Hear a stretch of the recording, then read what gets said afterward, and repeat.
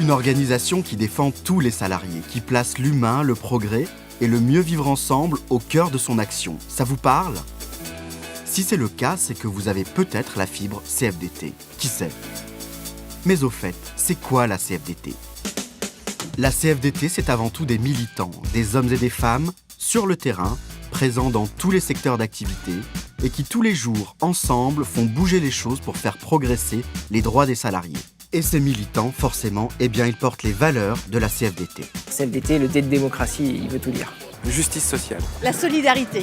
L'émancipation, c'est-à-dire la capacité à tracer son chemin en étant épaulé, mais en décidant soi-même. Liberté de penser. Ce qui caractérise la CFDT, c'est l'ouverture. On a le droit de pas être d'accord et on en discute. Négociation. Regard sur l'autre, alors je ne sais pas si c'est une valeur, c'est humanité, c'est regard sur le futur. Indépendance, autonomie, progrès social, voilà d'autres valeurs que partagent les militants de la CFDT. Et ils sont nombreux, 864 000 adhérents, plus de 1100 syndicats. La CFDT est implantée dans tous les secteurs d'activité, dans les grandes comme dans les petites et moyennes entreprises.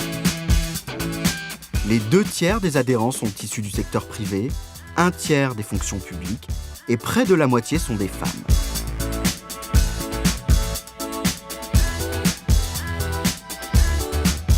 Plus de 860 000 militants, ça compte.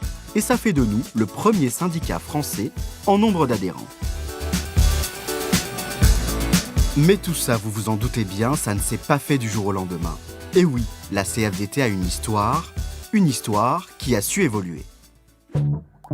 Tout commence en 1919. La Confédération française des travailleurs chrétiens, la CFTC, voit le jour. Elle se construit autour des valeurs sociales de l'Église et elle s'organise sur des bases de solidarité et de défense des intérêts des travailleurs. Ce sont les racines de la CFDT. Et c'est dans un contexte mouvementé que se construit la CFTC. Crise des années 30, Seconde Guerre mondiale, décolonisation. Des militants s'engagent dans la résistance et soutiennent les mouvements d'indépendance. Un courant laïque grandit dans la CFTC. Et c'est en 1964 que naît la CFDT. Au Palais des Sports, 3000 délégués ont participé au congrès extraordinaire de la CFTC. Elle est devenue la Confédération française et démocratique du travail. Elle incarne un syndicalisme qui veut transformer la société, un syndicalisme démocratique synonyme de progrès et d'émancipation. Nous avons le souci de présenter un syndicalisme moderne et attrayant. Puis arrive 68, 1968. Un vent de liberté souffle sur la société française et le monde. Dès le début, la CFDT soutient les étudiants en grève et appelle à l'action dans les entreprises. Rue de Grenelle à Paris, au ministère du Travail, les représentants du gouvernement Pompidou, les syndicats et les organisations patronales négocient. Et la CFDT obtient la reconnaissance des sections syndicales d'entreprise. Une conquête fondamentale pour tous les salariés.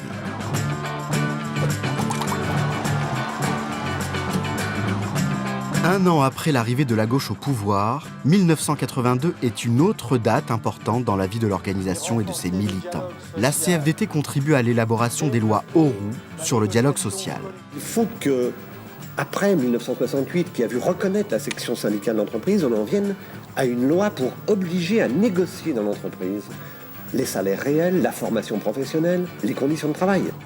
J'ai nommé un nouveau Premier ministre, M. Michel Rocard. Avec le deuxième mandat de François Mitterrand en 1988, la CFDT poursuit son action réformiste et réaffirme son indépendance politique. Ce que les salariés attendent de nous, c'est un syndicalisme qui produise des résultats concrets. On poursuit notre voyage dans le temps. Nous voilà en 1997. La CFDT obtient les 35 heures du gouvernement Jospin.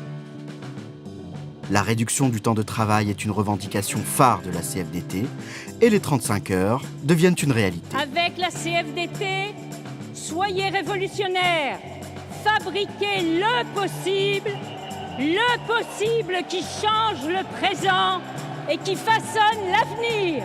C'est en début d'après-midi que les organisations syndicales retrouvent François Fillon. En 2003, le soutien de la CFDT à la réforme des retraites est très critiqué. Elle arrache pourtant au gouvernement Raffarin le droit de partir à la retraite avant 60 ans pour ceux qui ont commencé à travailler jeunes. Plus de 600 000 personnes ont bénéficié de cette mesure. Et pour la CFDT, c'est une avancée importante. En 2008, la CFDT signe l'accord Modernisation du marché du travail. Elle obtient de nouvelles garanties pour sécuriser les parcours professionnels. Et certains droits, comme le droit à la mutuelle d'entreprise ou à la formation, deviennent transférables après un licenciement. Rien ne se perd, tout se recycle, et pour le bien de tous les salariés. On est en train de donner une vraie direction à l'évolution des futures négociations qui doivent aller maintenant sur la construction de vraies sécurisations des parcours professionnels. Après plus de 3 mois de discussions, de négociations, les partenaires sociaux... En 2013, la CFDT signe l'accord Sécurisation de l'emploi. L'objectif, favoriser l'emploi des jeunes, réduire la précarité au travail et permettre à tous les salariés d'avoir une complémentaire santé. Ce n'est quand même pas rien. Et toutes ces victoires, ces avancées pour tous les salariés, elles sont possibles parce qu'à la CFDT, il y a une organisation, une méthode et des compétences qui permettent de conquérir des nouveaux droits. Alors concrètement, la CFDT, comment ça fonctionne ? À la CFDT, c'est simple, il y a un grand chef tout en haut qui décide de tout. Et les autres, eh bien ils écoutent, ils obéissent. Non, en fait, c'est pas vraiment ça, c'est plutôt l'inverse. La CFDT, c'est avant tout un syndicalisme d'adhérents. Les adhérents, les salariés, les retraités sont au cœur de nos préoccupations. Ce sont eux qui font la CFDT. Être adhérent à la CFDT, c'est être représenté à tous les niveaux où se construit le droit des salariés. Dans les entreprises, les militants CFDT sont organisés en sections syndicales. Ils siègent dans les institutions représentatives du personnel et consultent les adhérents pour promouvoir leurs droits. Il y a ensuite le syndicat. Il regroupe les sections syndicales issues de la même branche professionnelle dans un secteur géographique donné. Les unions départementales et les unions régionales interprofessionnelles, quant à elles, regroupent les syndicats d'un même département ou d'une même région, tous secteurs d'activité confondus. À un autre échelon, il y a les fédérations professionnelles. Elles représentent les syndicats issus d'une même branche d'activité, mais au niveau national.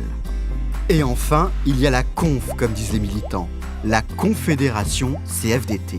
Sa mission, mettre en œuvre les orientations décidées en congrès par les syndicats. La Confédération coordonne les actions au niveau national et représente la CFDT au plan national, comme dans le syndicalisme européen et international.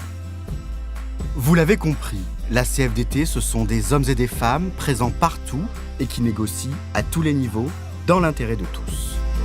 C'est donc cette organisation, ce maillage, qui permet à la CFDT de proposer des solutions à des problèmes économiques et sociaux concrets. On se la refait ? Non, je rigole. Mais au fait, la CFDT, elle se bat pour quoi aujourd'hui ? Quels sont les grands enjeux de demain ? La CFDT, aujourd'hui, elle est mobilisée pour changer le quotidien des salariés. Ça veut dire un emploi pour tous, de bonne qualité.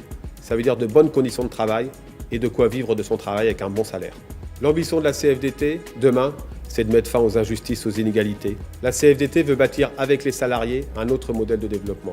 Un modèle de développement qui soit source de progrès pour tous et de respect pour chacun.